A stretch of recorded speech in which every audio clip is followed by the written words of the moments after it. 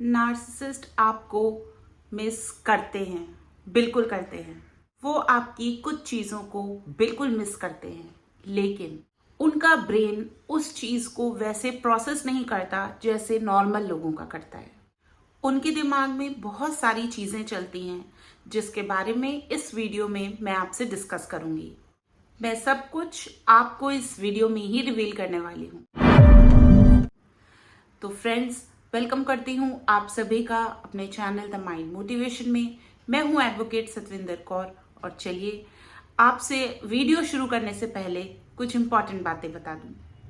हमारे इंस्टाग्राम पे free community chat room है, जिसका आप फायदा उठा सकते हैं एक दूसरे से बात करके, वेंट आउट करके, क्योंकि आपको कभी नार्सिसिस्ट के साथ एब्यूज में रहते हुए अकेला फील करने की नीड नहीं है। जब तक आप हील नहीं हो पा रहे हैं, आप एक दूसरे से बात करके कनेक्टेड रहिए, सो दैट आपको ये लगे कि हाँ, किसी ने हाथ पकड़ा हुआ है और वो आपको जज नहीं करेगा। उस कम्युनिटी में सभी के साथ कुछ ना कुछ ऐसी चीजें हो चुकी हैं, इसलिए कोई भी आपको जज नहीं करने वाला।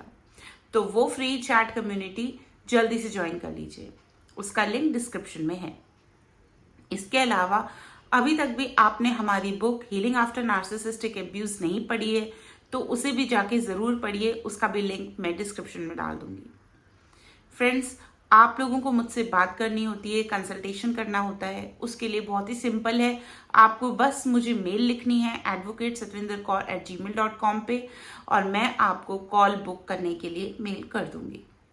आप हमारे चैनल की मेंबरशिप ज़रूर ज्वाइन कर लीजिए, सो दैट बहुत सारी हीलिंग वर्कशॉप्स आपको भी मिलें और आप इस चीज़ का फ़ायदा उठा के और जल्दी अपनी ग्रोथ की और हीलिंग की जर्नी में लग जाएं।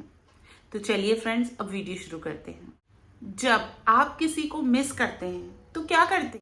ऑब्वियसली आप ऐसे तरीकों के बारे में सोचना शुरू करते हैं जिससे कि आप उनसे रिकनेक्ट हो सकें और उस व्यक्ति को बता सकें कि आप उन्हें बहुत ज़्यादा मिस करते हैं और आप उनसे मिलना चाहते हैं, बात करना चाहते हैं। जब नार्सिसिस्ट आपको मिस करते हैं तो वो ऐसा कुछ नहीं करते।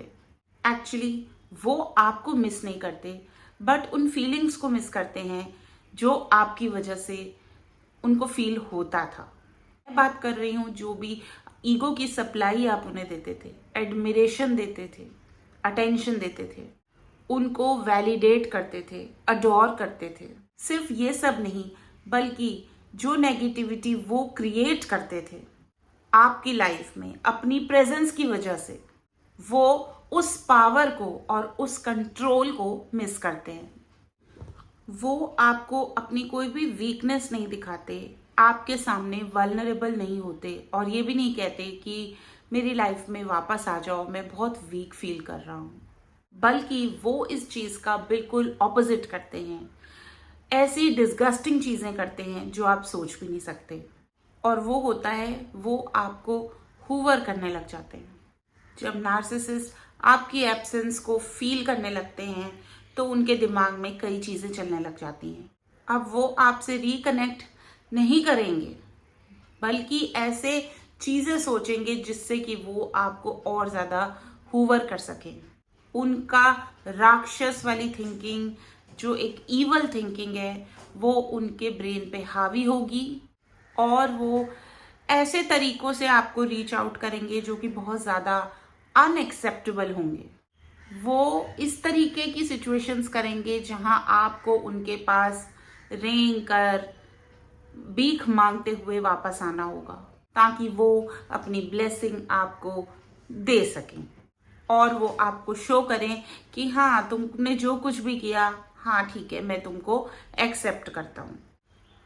उनका जो ये एक ग्रैंड्योर दिखावा का जो नेचर है, वो उनको कभी भी ये नहीं वो शो करेंगे कि वो वीक हैं, वल्नरेबल हैं।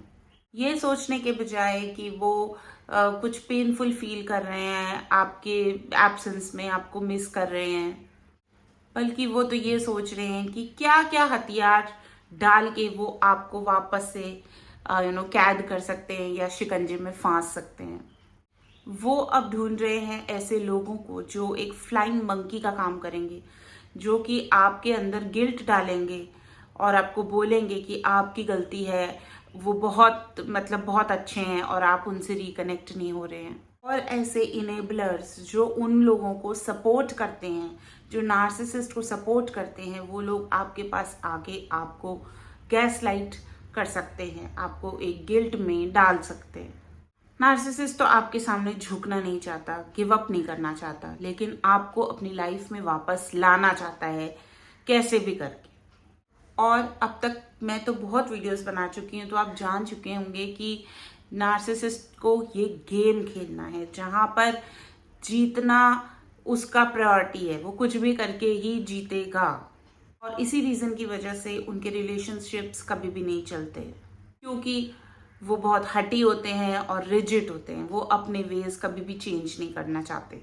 उनके साथ बनाया हुआ रिलेशन सिर्फ कॉम्प्रोमाइज से भरा है आपकी तरफ से, और बिना कॉम्प्रोमाइज के उनके साथ रिलेशनशिप चल ही नहीं सकता।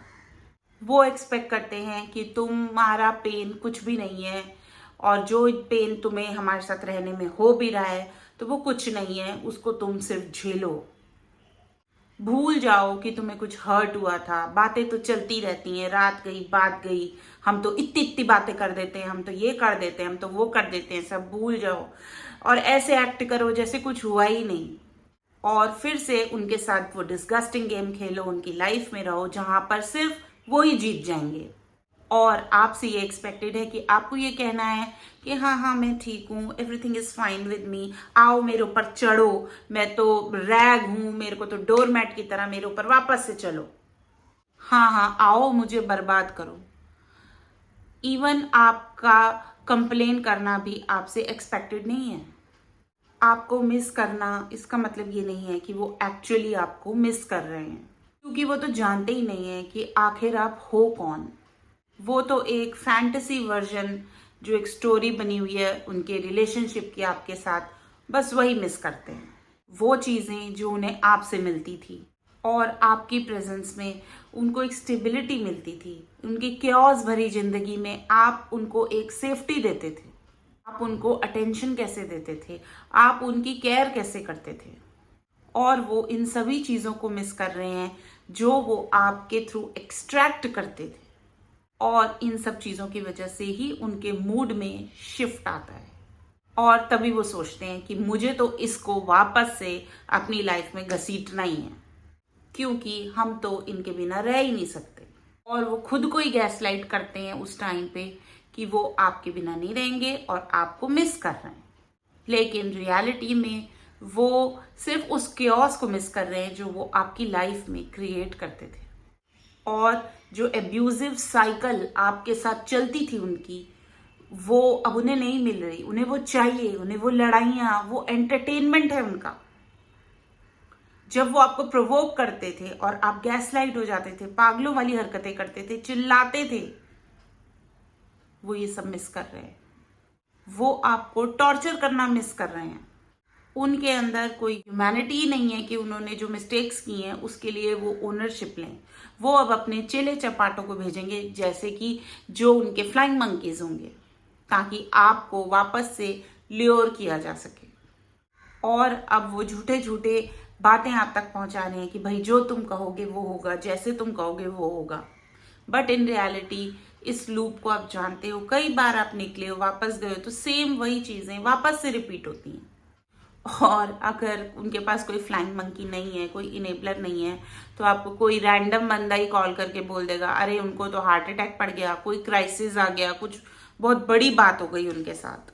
या फिर कोई ना कोई आपको कहीं ना कहीं से बताएगा कि उन्होंने तो बहुत दिन से खाना नहीं खाया, या वो हॉस्पिटल में आपको याद कर रहे हैं। All the stories. और ये फ्रेंड्स डरने की बात नहीं होती, क्योंकि ये चीज़ें होती हैं आपकी एम्पैथी को वापस से हथियार की तरह यूज करने के लिए, और इस चीज को कहते हैं सिंपैथी वैम्पायर। और ऐसे लोग डायरेक्टली आपको कॉल करके कुछ रैंडम ही बातें करेंगे और आपको मैसेज करेंगे, और फिर सोचेंगे कि नहीं अरे इनको तो मैसेज नहीं करना था, डिलीट कर देंगे कि हम तो किसी और को मैसेज कर रहे थे, प्रिटेंड करेंगे सो दैट आप कुछ रिएक्शन दें कि मैं तो वो इंसान नहीं हूं जिसको आप रीच आउट कर रहे थे। और फ्रेंड्स जैसे ही आप रिस्पॉन्स देंगे तो आप पाएंगे कि आप उनके ट्रैप में, झांसे में वापस से फंस गए हो। और उनका जब वो आपको मिस करते हैं। तो यही सब तरीका है उनका। उनके लिए ये स्ट्रैटेजिक प्लान्स हैं ताकि आपको वो वापस से पा सकें। किसी तरीके से आप अपने घुटनों के बल झुक के उनसे माफ़ी मांगें कि हाँ, मैं आपकी लाइफ में वापस आ गई।